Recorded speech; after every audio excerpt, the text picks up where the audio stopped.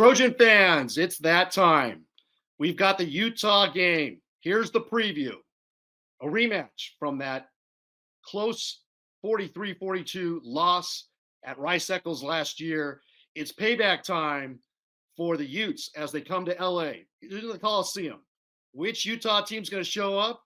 For that question, which USC's team going to show up? We're going to find that out next on this episode of Trojans Talk on Tap.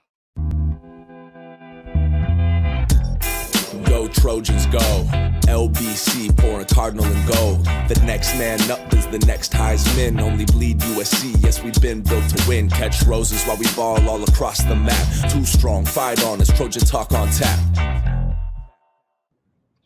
I've got two very special guests joining me today on this episode of Trojans Talk on Tap. It's the USC Utah preview.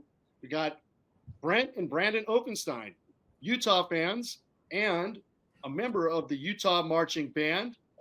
Brandon, welcome to Trojans Talk on Tap. Glad to have you on the show. Thank you. Thanks, Rick. Good to be here. So, in all fairness, here we got I've got a lot of friends that root for USC, but then also have other rooting interests. And yours is truly a house divided, Brent. You being a UCLA grad, and now a Utah fan. And your wife, Carol, actually has a sister that was in the USC marching band years ago. So you have USC, UCLA, and now Utah. But we know where the loyalty lies with the Utah Utes. And you have a daughter that's also a sophomore this year that played on my daughter's soccer team. So that's how I've been fortunate to get to know the Openstein family for the last 5-6 years. It's been a little bit sad, Brent. This was my first year with no soccer, your second. Yeah. We had a great time. And hey, it's 5:00 now in Utah. So as everybody knows, I enjoy good craft beer. I think you gentlemen do as well. So share me what you're going to have this evening as we talk USC Utah preview. Brent, Sure. What do we have? So I am drinking a beer called Simpler Times Lager. It's from Simpler Times Brewery out of Wisconsin. It's a 6.2 alcohol content, and it's your basic lager. It's smooth, it's easy to drink, and it's good. Oh, So good. cheers. Cheers. Brandon, what do you got going? I've got a goose. It's my first goose. All right, so you got a little IPA tonight. I'm going to open up a beer. It's kind of hard to see, but it's called Super Hoppy Blonde Ale. It's by Brasserie West. It's out of San Pedro, California. 6.8% ABV. So Trojans out there, Utes, college football fans, upgrade your tailgate beer. Do not drink that mass-produced yellow fizzy beer with the names of Keystone, Bud Light, Miller Lite, Coors Light. You know what? You got a good football team. You only get so many games during the year. You might as well celebrate in style. It's quality over quantity. And I can't wait to try this beer and enjoy a little college football preview with some Utes fans. And let's talk about what's going to happen in this game. But first, let's go ahead and mention that, Brent, I want to flashback. We'll start off talking about Utah and USC. But the last time we had a good beer, we were down in Oceanside, California for the Blues Cup. And we shared a Pliny the Elder. And even though our daughters lost a couple of close games, I think, that day, I think they tied one and lost one, but we saw where the team had progressed, the talent that was on that team. And Absolutely. So that was, do you recall having that Pliny the Elder and enjoying it? Oh, yeah. Yeah, it was a good time. And we were watching the USC Fresno State game, and JT Daniels was the quarterback. And he actually ended up tearing his ACL on the last play of the first half, which was unfortunate. And it turns out my daughter was struggling at that tournament, and we found out, I think 3 weeks later, that she had torn her ACL. So JT and my daughter both were rehabbing in late 2019. And your daughter suffered 2 different ACL injuries. And talk about the first one, Brent, and what injury she sustained. So the first one happened during a high school game, and I remember vividly in the first half, she was playing left wing. She was running by, and she looked at me on the sideline and said, "Dad, my knee hurts a little bit." I'm like, "Okay, we'll just take it easy. I'm sure it's nothing, but just see how it goes." Anyway, second half, she's taking the ball down the side, goes to make a big cross, and just goes down. So it's no contact, but clearly she had already probably partially torn it in the first half. And so when that stress of the big, the big twist just took it out. So she tore her MCL, she tore a little bit of her meniscus and her ACL. And yeah, it was hard to watch as a parent to see, your kid go down like that. And it was rough. She definitely was in a lot of pain, and you just don't know. You don't know if your kid's going to make it back from that. So you just hope. And the rehab process was, if you remember on that first one, how long was that? Well, she had the surgery in March, and she didn't make it back into games until I think it was about mid to late October. So, what is that? It was about an 8-month recovery before she was able to get into a game. But you could tell she was still recovering. She still was a little apprehensive, and I bring that up months before she was really comfortable out there. And I know people in the chat will say, "Hey, is this guy actually comparing girls club soccer to college football?" No, we're not. What we're talking about and so we're talking about injuries that are sustained, similar ACL injuries, and what happened to Cam Rising. So Brent and I both have experience watching our daughters rehab, what goes into it to get back to playing at an elite level. Obviously, Cam Rising is an excellent D1 college football player, and I feel sorry for that young man. He couldn't finish either Rose Bowl. I believe he had a concussion in the first one, and then last year he sustained a lower leg injury. When there's speculation it was an ACL, I still didn't. And I said in the summer on our Trojans Conquest Live Sunday show that he wouldn't be back to play against Florida. It made no sense to risk that in an out-of-conference game going against an SEC powerhouse. You're just not going to do it. Right. And then as each week went by, all the questions came up. So give us your take. Brandon, I think I've heard that you've met Cam Rising before. I believe you at the restaurant that you work at. He frequents the restaurant. So what was the buzz on campus, Brandon? What, about his return? And then lately he had to go on a radio show a couple of weeks ago, and he disclosed the extent of his leg injury, which was the ACL, MCL, meniscus tear, and also another issue with his patella. So Brandon, what can you share with us? Yeah, that's right. I work in a restaurant up in Salt Lake, and yeah, it's actually a wonderful environment. The team really loves coming there. It's quite an honor to serve them. Really, they're fantastic people, fantastic group of guys. They're always super sweet and super nice. So yeah, I've talked to a few of them here and there.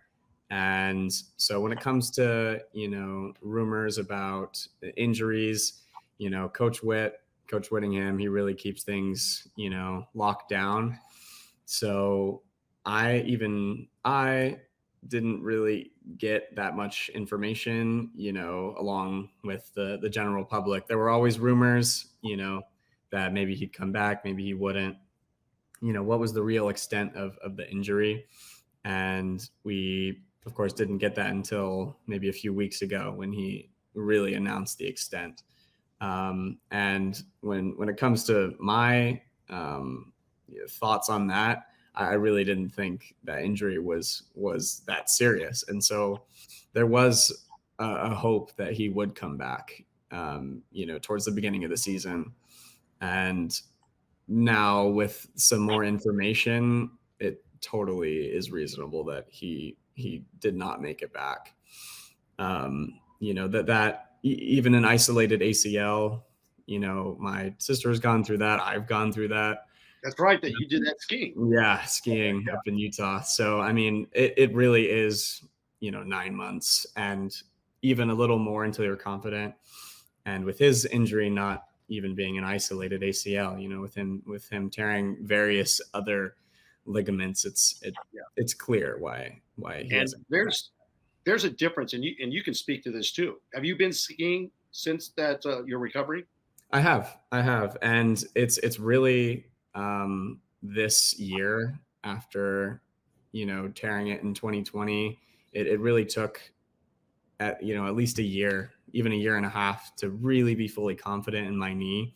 You know, my legs, I really worked hard to get my muscles back, and that the ligament, the tendon strength back. But it's a lot of mental game. It's a lot of confidence in your knee, and that comes back really slow. And that's the one thing too people don't realize is that 100%. Yeah, you might be physically right, but you're not mentally right until you actually can trust it and feel. Right. And that's up to every athlete. My daughter didn't have 100% confidence when she was back on the field, and she had a long time because she couldn't get back because of COVID and actually play. It took her. She didn't play a live game for like 15 months because you couldn't.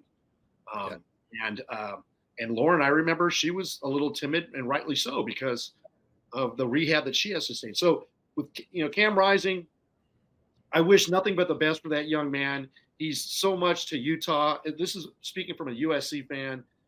He's a local guy from Newberry Park. Yeah, he's beat USC a couple times. He's outstanding. He's a great player, and you hate to see somebody go down like that. But I hope the best for him. So if he has made the decision to go to the NFL, he has one of the best surgeons in the world, Dr. Neil Elatrosh. He's the doctor for the LA Dodgers, the LA Rams. And that's a smart move, because when you go to the NFL, and I hope that he can get drafted, those doctors are going to pick him apart by the GM, for all the GMs of the team, and they will want to cut into, not drafting him at a certain level and paying, and reducing his salary or limiting his potential. So the fact that he had the best doctor is smart on him. And I wish the best for Cam Rising. And if he does come back, fantastic. I don't think it's wise. I mean, if you want to play in the NFL and make some, get paid, then you should basically keep on rehabbing and then enter the draft. But we'll see what happens. But hey, this is a different Utah team, and that's what we want to get into, guys. Hey, I don't think I did it, but cheers to you for stopping by today on a Friday and talking USC and Utah football. And we'll get into what this matchup is going to be like at the Coliseum. If you're out there and you're viewing and you're checking this video out, hopefully you're going to pull up a cold one, enjoy it. I think we probably look and sound better if you have a cold beer. So that's right. I wanted to make. Oh, go ahead. I want to make one comment about a quote from Lauren's doctor that I think it completely holds true for anybody who's been through, an ACL thing. I asked him at one point, I said, so when will she be ready to play in a game? Because he cleared her for practice, just like Cam's been cleared for practice for probably almost 2 months. Mm-hmm. Yeah. And I remember asking him, so when will she be ready for a game? And he had the best response. His response was, she'll be ready to play in a game when she's not thinking about her knee anymore. Yeah. And I thought, well, there you go. It's the mental, because if you play different, if you're thinking about the injury and it's in your head, you shouldn't be out there. 100%. 100%. And, he's stated that he's been full contact for a while. But yeah, it really is a mental game, and the real mental game that I've heard that he's playing is support. He's playing an outstanding supportive role with the new quarterbacks right now, and he's on the field 100% of the time working with them. So I believe at the very least this year, that's the role he should be playing. And I think he's doing a fantastic job. Yeah, because it's unfair on that young man, because when he does come back, the fans are going to expect the Cam Rising that they've always known, and he might not be there, right? Maybe he knows that, from a mental standpoint. So the best to him, but there's a rematch. It's 43-42. A lot of Trojans will remember the refs in that game. I don't blame. I mean, the reffing was horrible. I think, Brent, you know me. What would you say is worse, the club soccer refs or the Pac-12 refs? Well, from what I've seen, from what I just saw in last week's game, Utes versus Cal, Okay. that targeting call against Cole Bishop was about the most ridiculous call I've ever seen. Now, I haven't seen that, but he's knocked out for the first half of this game. He's knocked out for the first half. Right. He's one of our leading defensive players. Yeah. So it's not just the Trojans that game, you know, and we all remember the targeting. We got a targeting. We got a player knocked out, and it nullified a touchdown. Yeah. So, yeah, it's. I hate it when refs play a factor, and whether you win or lose, you know, if there's some bad calls for either side, then you know you're gonna remember that, and that's you're gonna have excuses that it was the ref's fault that you lost, you know, or whatever. So yeah. Well, we've seen bad reffing a lot. On the club soccer field, and obviously in the Pac-12. Yes. But we're not going to have to worry about that next year with Utah going to the Big 12, USC going to the Big 10. But let's get into this. There's revenge on Trojans' minds. Sure. And this is definitely it's going to be the biggest game of the year for the Utes and for USC. This is defining. USC doesn't have a Pac-12 loss, but they did come off an embarrassing loss in South Bend to Notre Dame. One of the struggles that USC has been the offensive line, and I've talked about it. And a lot of USC fans like to blame Alex Grinch and the USC defense. Well, part of that is the head coach, Lincoln Riley, who also doesn't disclose injury information, much like Kyle Whittingham. So you don't really hear about certain players and what's happening unless there's an official announcement, usually that the player is lost for the season. That's about the only time you hear about it. Yeah.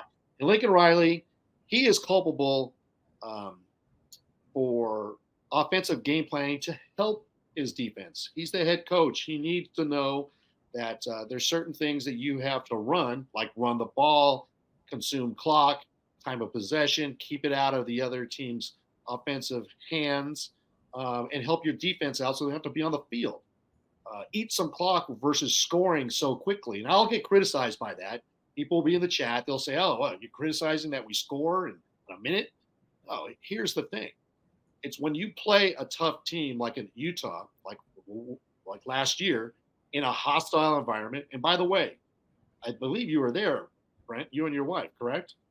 All three of us. Yep. Yeah, you're there. And Brandon, you're in the marching band. You remember that night. It was electric.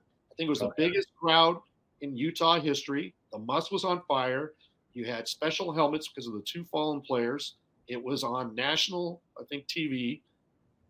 And USC's didn't bring their running game, and they didn't bring their defense. Yep. And they let Utah back into the game, scoring in the last 30 seconds in the first half. And Utah had the ball to begin the second half, and we all saw what happened. Yep. But something similar happened with USC this year. They play on the road at elevation, much like Utah. And but they had a bigger lead at halftime against Colorado. USC's defense stopped Colorado with an interception, got it on the 22-yard line. They didn't run the ball. They ran the ball one time, 3 passes, and they scored. They could have 8 clock and ripped their hearts out. Then they get another fourth down situation in the first half, and they force Colorado to punt. The punt is blocked. Special teams had a great play. USC gets the ball to the Colorado 23-yard line.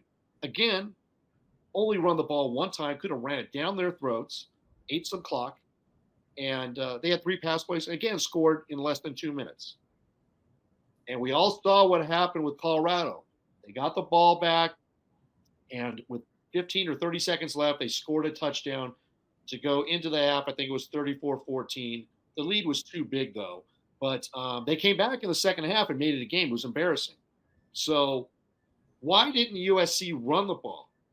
Because they couldn't. They wouldn't run the ball, or they couldn't. And then we saw what happened at Notre Dame. the offensive line was exposed. Right. 11 tackles for loss. There was 6 sacks of Caleb Williams, 3 first-half interceptions. They also turned the ball 2 times, missing on 4th down. They gave up a 99-yard kickoff return. Right. And they also had a fumble for a scoop and score. I mean, they were just, charity. It was goodwill in South Bend. They were just giving out charity everywhere.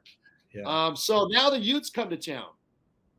And we know the kind of defense Utah has. Why don't you tell our viewers here, Utes, Trojan fans, college football fans, what we can expect to see in the Coliseum Saturday with the Ute defense? Yeah, I'll go for it. Sure. Yeah. I mean, our defense is a real strong point this year. A real strength is holding that run game back. I mean, we have the number 1 rushing defense in the nation right now. Our hold game is really, really carrying right now. And on top of that, I believe our offense is coming back, but it's still a little shaky. It's going to be exciting what happens tomorrow. But what I know for certain is our defense is going to show up. And all that I'm hoping for is that we can hold Caleb Williams back enough for us to take those windows and get into the end zone. Yeah, I would add,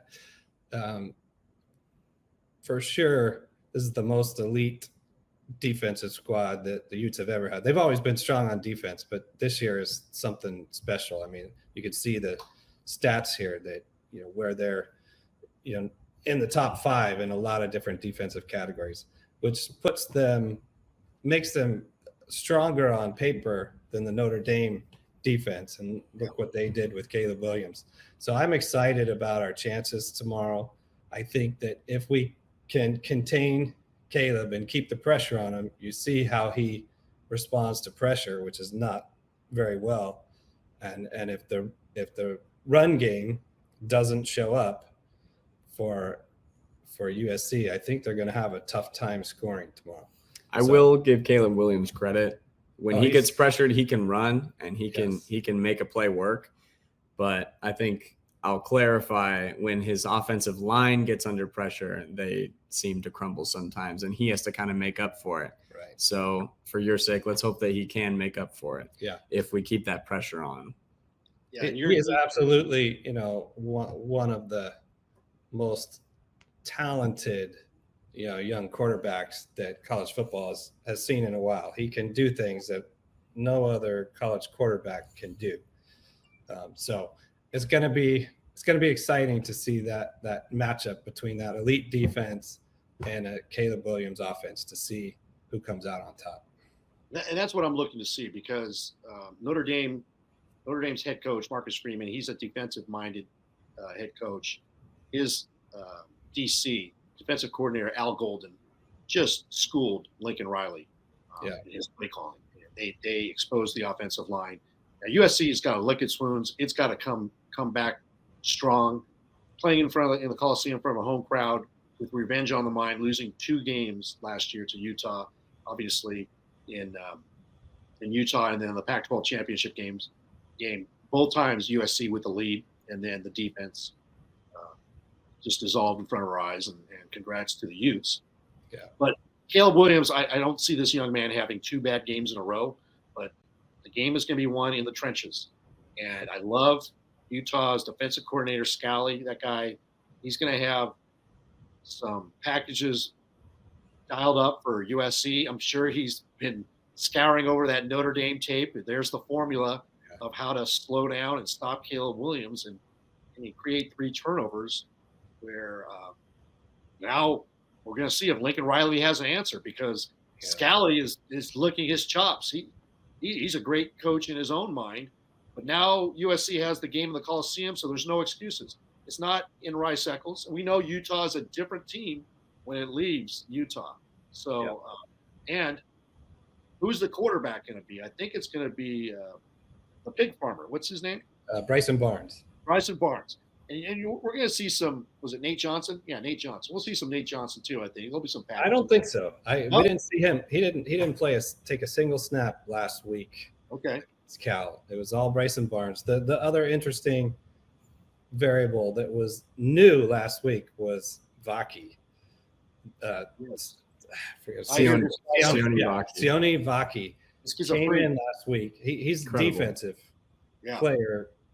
I mean, traditionally that's where he's been playing on the defensive side, but apparently in high school he did a little running back, he did a little quarterback, so he's done a little bit of everything. And with our team as banged up as they are, and missing some key players, in key positions, they found a way to have Vaki go both ways. So he played running back. He played running back last week in what they call it, a wild card snap, basically. Snapped it right to him, and he just ran. And he had 154 yards, I think, of rushing last week, which is more than our starting running back. And 2 touchdowns. So he was definitely a difference maker. He gave that offense a much needed spark that they haven't had all season. And it was fun to watch. So if they can repeat that and hold, Caleb Williams back, they have a really good chance. Now, obviously, it's in the Coliseum, as you mentioned. It's a home game for USC, and we all know in college football how important that home field is. I mean, it's a huge advantage for any team to be playing at home. So it's going to be tough. It's going to be tough for the Utes, but I think they have a good chance to come out with a W if they can do everything right. They need to produce turnovers. If they can get at least a +3 on the turnover side, then I think they can win this game. But it's going to be tough. Absolutely, that's a great point, Brent. And that's what it's going to come down to is turnovers. If USC turns the ball over like they did last week, I mean, they had 5 turnovers, 3 interceptions, 2 fumbles, but they also gave up a 99-yard kickoff return. Yeah. They turned it over on 2 unsuccessful 4th down tries. So that's like 7 turnovers. Yeah. And then in one of the turnovers is a scoop and score. So, I mean, it's not going to be that way. And if USC can protect the ball, they got a chance because Bryson Barnes, I don't know how he can keep up with Caleb Williams, but if USC, I see this being a lower scoring game. I see USC winning this game, possibly 31 to 27. I see it being a close game, but it's not going to be a high scoring game. Utah's defense is too good. Yes. But I think USC is going to have to pull out some stops. They're going to have to answer questions. Now, we take a look at Notre Dame. Notre Dame, the week before they played USC, they went down to Louisville, and they stunk it up in the second half. They ended up losing that game. And so Notre Dame had their backs against the wall. They came in to USC 5-2. If they lose that game, they'd be 5-3 and out of a year six bowl game. Right. So you look at the Pac-12 standings right now. Utah's at 2-1. USC's 4-0. USC loses this game, it's going to be critical for USC because they still have Oregon and Washington on the schedule and UCLA. Yeah, which are 2 really good teams. They go to 2-2, and I think you have Oregon coming into Rice-Eccles next week. Yes, right. You've got 2 tough games. If you lose 2 games in this conference, there's so many tiebreakers that there's a chance you don't make it to the Pac-12 championship game. So we're going to see who's going to answer the bell. This is going to be a heavyweight fight for 60 minutes, and turnovers are going to be the key. But Trojans and Utes, you got to watch the offensive and defensive lines because that's where it's going to be at. It's going to be a fist fight, and it's going to be who's going to be more physical. And I'll tell you what, right now, man, is Coach Witt and Scally. They've trained these boys, and they're going full 60 minutes or even longer if they have to. And I want to see how USC responds because their manhood got called out last week. It wasn't just one player. There was multiple players that Caleb Williams is lucky his head's on straight this week because he was getting battered around, getting sacked 6 times back there. How do you think his headspace is going to be going into this game after coming off of that Notre Dame game and then the 2 losses last year to the Utes, especially Pac-12 championship? I think it's going to be in his head a little bit, and we'll have to see if he can rise to the occasion. And Honestly, this guy, having watched all of his games since he's been at USC, he's the kid's a warrior, man, and he's good. And it's definitely good. Yeah. So I think he's looking forward to this game. But his teammates have to step up. They got to That's buy what I'm in. saying. I mean, you talk about sacks. I mean, we're number 5 in sacks. We got Jonah Ellis, Nate Ritchie, On fire. Cole Bishop in the second half. I mean, it's going to be tough. How do you think that O-line is going to hold up?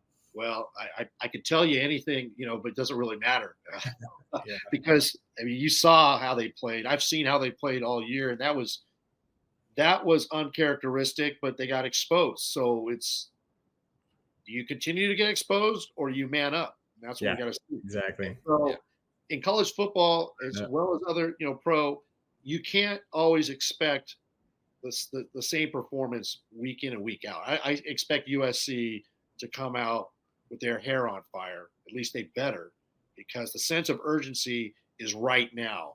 Like I said, in this game, loser has got a long road. Might not have a chance to make the Pac-12 championship game. And that's what the expectation was for USC fans and Ute fans going into the season. It's unfortunate that Cam Rising most likely is not going to play, but I wish continued success to that young man, and may he recover 100% fully and healthy. Guys, we're going to wrap up here. If you're new to the channel and you're watching, hey, I am still on the Voice of College Football doing USC postgame live. After every USC game, you can catch me with Tony Altamore and Tim Prangley Jr. We'll be at the Coliseum, Tim and I, tomorrow, watching the game. And Tony is be watching it from his home out in Florida. But join us on the Voice of College Football USC channel for the postgame analysis with USC and Utah. Glad to have the Offenstein family here joining us for this preview. Brandon, he plays the trumpet for the Utes marching band.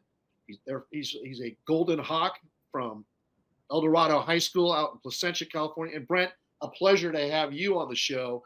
You and Carol go to all the games, I think home and a lot of the away games as well. So enjoy this special time with having two kids that are at Utah. And Brandon, when are you going to graduate? I've got one more year, roughly. 1 more year. Well, good luck to you, young man. And let's wrap this up by giving some final score predictions. We'll start off with you, Brandon. What do you see the game? What do you have for your prediction for tomorrow's Utah USC game? Score wise, I think you're totally right. I think it's going to be a low scoring game. Of course, I hope my Utes win. I think you had it right though. It's going to be somewhere in that 20 zone. Okay. Brent? 20-21. How about that? 2021 with the Utes winning. I would presume, correct? That's right. Hey, one point is all you need. We knew how that went last year. I'm hoping we can contain Caleb in the offense to 21 points, because we've done that, throughout the season. And I think if we can get 24 points, I think we win this one, 24-21. Okay. And I got the game 31-27 USC. So we'll see who's right. Enjoy your Friday evening, gentlemen. Thank you for coming on Trojans Talk on Tap. Please share with your friends, subscribe, and we look forward to tomorrow's game, and may the best team win. Good luck to the Trojans. Good luck to the Utes, and always fight on. Thanks, Rick.